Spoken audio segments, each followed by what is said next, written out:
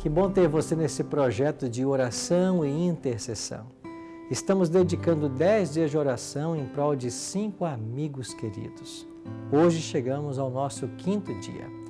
Vamos recapitular alguns detalhes do nosso projeto? Eu espero que você já tenha feito a sua listinha com o nome dos seus 5 amigos, pelas quais você está orando todos os dias. Se você ainda não tem, ainda dá tempo. Faça ainda hoje. No próximo sábado, dia 4 de março, será o dia D, dia do estudo bíblico. Então, vamos oferecer um estudo para esses amigos pelos quais estamos orando. Quais estudos podem ser oferecidos? Nós preparamos um site com muito carinho e nele colocamos 6 opções de estudos da Bíblia. São eles: Ensinos de Jesus, Jesus Restaurador da Vida, Ouvindo a Voz de Deus, Profecias de Daniel, Apocalipse e Revelações de Esperança e o estudo bíblico Amigos de Fé. Eu apresento esses estudos para que você possa informar aos seus amigos de oração qual estudo eles gostariam de fazer. Você então e ele devem se inscrever em nosso site para terem acesso a vários materiais, inclusive videoaulas de todos esses estudos que foram preparados por vários teólogos, tá bem? Então não se esqueça de orar e vamos convidá-los para estudar a Bíblia. Nosso tema hoje, verdade viva. O que é verdade? A resposta a essa pergunta é fundamental para o tempo no qual nós estamos vivendo. Você concorda que nós estamos vivendo numa era de fake news? Em todas as áreas. Alguns teóricos defendem que a verdade não existe, outros até consideram que ela possa existir, mas dizem que ela é inalcançável, não pode ser alcançada. Interessante que a palavra grega que a Bíblia usa para a verdade é a palavra aletheia. E essa palavra grega tem o sentido de retirar, revelar, retirar o véu. Logo, como ela pode ser conhecida? Vamos começar nosso estudo hoje sobre um texto da Bíblia que é muito importante e também intrigante. O texto aparece em João, no capítulo 18. Tornou Pilatos a entrar no pretório, chamou Jesus e perguntou-lhe: És tu o rei dos judeus? Respondeu Jesus: Vem de ti mesmo esta pergunta, ou tu disseram outros a meu respeito? Replicou Pilatos: Porventura sou judeu? A tua própria gente e os teus principais sacerdotes é que te entregaram a mim. Que fizeste? Respondeu Jesus: O meu reino não é deste mundo. Se o meu reino fosse desse mundo, os meus ministros se empenhariam por mim, para que não me fosse eu entregue aos judeus. Mas agora o meu reino não é daqui. Então lhe disse Pilatos: Logo, tu és rei? Respondeu Jesus: Tu dizes que eu sou rei. E para isso nasci, para isso vim ao mundo, a fim de dar testemunho da verdade. Todo aquele que é da verdade ouve a minha voz. Perguntou-lhe Pilatos: Que é a verdade? Tendo dito isto, voltou aos judeus e lhes disse: Eu não acho nele crime algum. Pilatos era um governador romano e certamente já tinha entrado em contato com a filosofia greco-romana. O tema da verdade era muito discutido entre os filósofos daquela região muito antes de Pilatos nascer. O que é interessante e intrigante nesse texto é a pergunta do governador romano: o que é a verdade? Pilatos estava preocupado em descobrir teoricamente o que era a verdade, sem perceber que ela estava fisicamente diante dele. Muitos buscam a verdade hoje em teorias, em filosofias ou outros meios abstratos. Essa busca, que está entre as mais fundamentais necessidades do ser humano, pode gerar angústia caso a verdade seja procurada em lugares errados. Se ficarmos como Pilatos no texto, cegos para a revelação de Deus, nunca preencheremos o vazio que existe no coração humano. Permita-me tentar ilustrar. Imagine que você mora em um bairro de classe alta e em uma das melhores cidades do mundo. A rua na qual você mora é bem tranquila, é bem cuidada, é segura. Mas, de repente, uma onda de violência começa a varrer sua cidade. Aos poucos, seus vizinhos vão se mudando para outras cidades e seu bairro vai ficando vazio. Em uma manhã de domingo, por exemplo, algo inusitado acontece. Um caminhão de mudança para na casa vizinha à sua. E a mudança começa a ser descarregada. Você fica olhando da janela sem entender direito. Quando todos estão indo embora, alguém vai se mudar para a sua rua sombria e insegura. Os móveis foram descarregados, o caminhão foi embora e você não conseguiu identificar quem é o seu novo vizinho. 2 dias depois, alguém toca a campainha de sua casa. E quando você vai atender e abre a porta, você não consegue acreditar. Um dos homens mais importantes do país, influente, famoso e rico, está bem diante de você. Ele o cumprimenta e diz que é o seu novo vizinho e o convida para um jantar especial. De uma hora para outra, você se tornou vizinho e amigo de uma das pessoas mais importantes e conhecidas do país.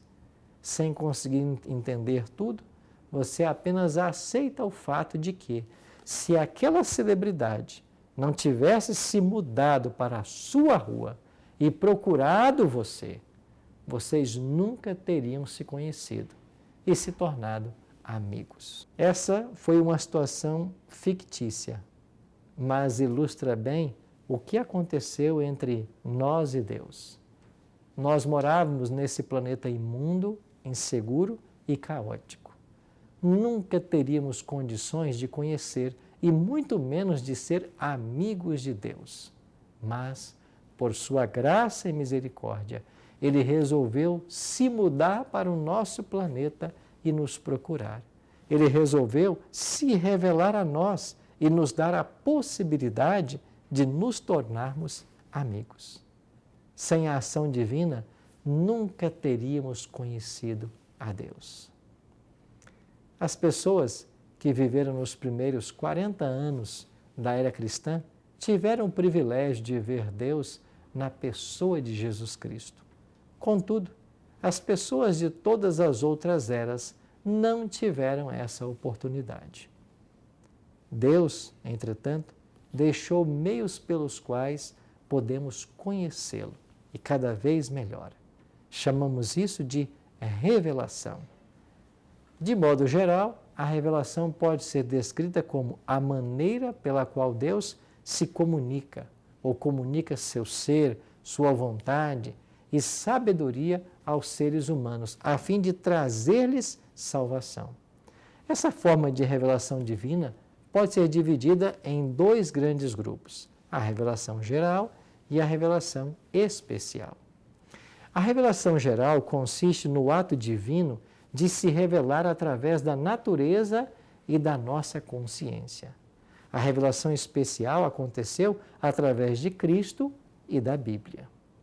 A Bíblia tem alguns textos claros sobre essa modalidade de revelação divina. Um deles está no Salmo 19. O Salmo 19 diz assim: os céus declaram a glória de Deus e o firmamento proclama as obras das suas mãos. Um dia fala disso, a outro dia, uma noite o revela a outra noite. Sem discurso nem palavras, não se ouve a sua voz, mas a sua voz ressoa por toda a terra e as suas palavras até os confins do mundo. Nos céus ele armou uma tenda para o sol, e é como um noivo que sai do seu aposento e se lança em sua carreira com a alegria de um herói. Quando falamos de Deus se revelando através da natureza, nós precisamos estar alertas, entretanto, a um perigo. Um deles é que devemos evitar as concepções panteístas em relação a Deus. Ele se revela pela natureza, mas ele não está na natureza. Infelizmente, algumas pessoas alimentam essa concepção de que Deus está diluído na natureza. E por isso, árvores, animais, rios e outros elementos da natureza seriam sagrados e dignos de adoração. Essa concepção não tem nada a ver com a Bíblia. Deus criou a natureza, se mostra através da natureza, mas não é a natureza e nem está na natureza. A revelação geral de Deus através da natureza deve ser encarada da seguinte forma: quando olhamos para a exuberância da natureza, percebemos que há inteligência superior que criou a natureza. Então nós nos voltamos para o Deus Criador, que é maior que a natureza que foi criada. Você percebe a diferença? Bom, a segunda modalidade da revelação divina é a mais confiável, é a revelação especial dada através de Jesus Cristo, a qual temos acesso pela Palavra de Deus, a Bíblia. Enquanto a revelação geral é universal, acessível a todos os seres humanos, em todos os lugares, a revelação especial é dirigida a todos os seres humanos, embora não seja imediatamente acessível a todos.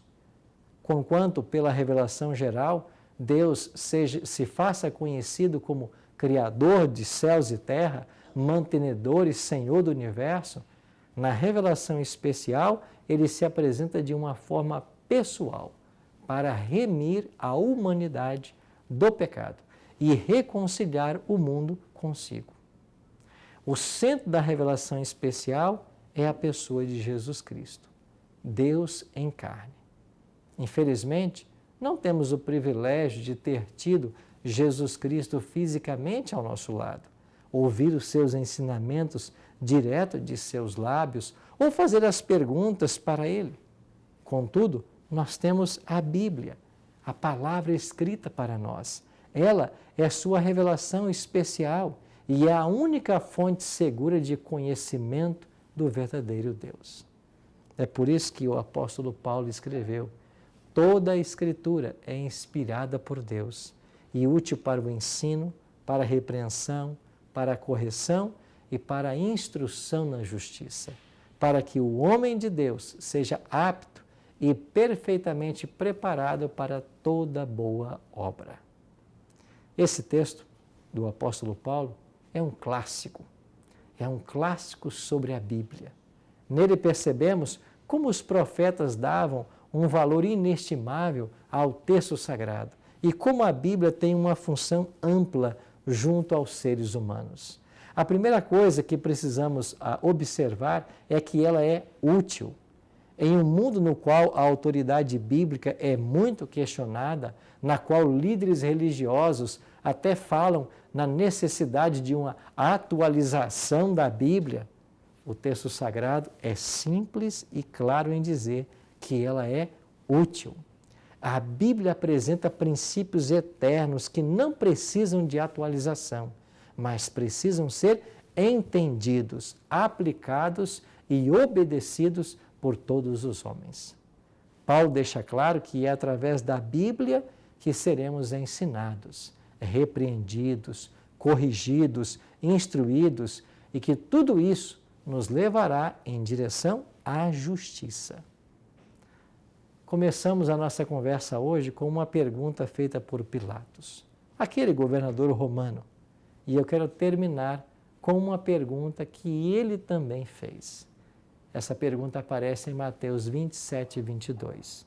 Pilatos pergunta assim: que farei então com Jesus chamado Cristo? Pilatos fazia perguntas profundas e essa é mais uma delas. As pessoas que ouviram primariamente essa pergunta responderam: crucifica-o, crucifica-o. ou seja, rejeitaram a Cristo. O próprio Pilatos rejeitou a Cristo e a tradição diz que ele acabou cometendo suicídio, porque nunca mais teve paz interior depois de rejeitar a verdade. Se Cristo é a verdade, então podemos perguntar como Pilatos: o que faremos com a verdade? Eu tenho uma sugestão para você. Muito mais que tentar teorizar sobre a verdade, relacione-se com a verdade, viva a verdade, anuncie a verdade e prepare-se para em breve encontrar-se com aquele que é a verdade.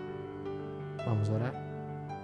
Pai Santo, obrigado pelos conselhos da Tua Palavra hoje, que nós possamos nos apegar plenamente à verdade e que o Teu Espírito faça no nosso coração a obra que nós tanto precisamos.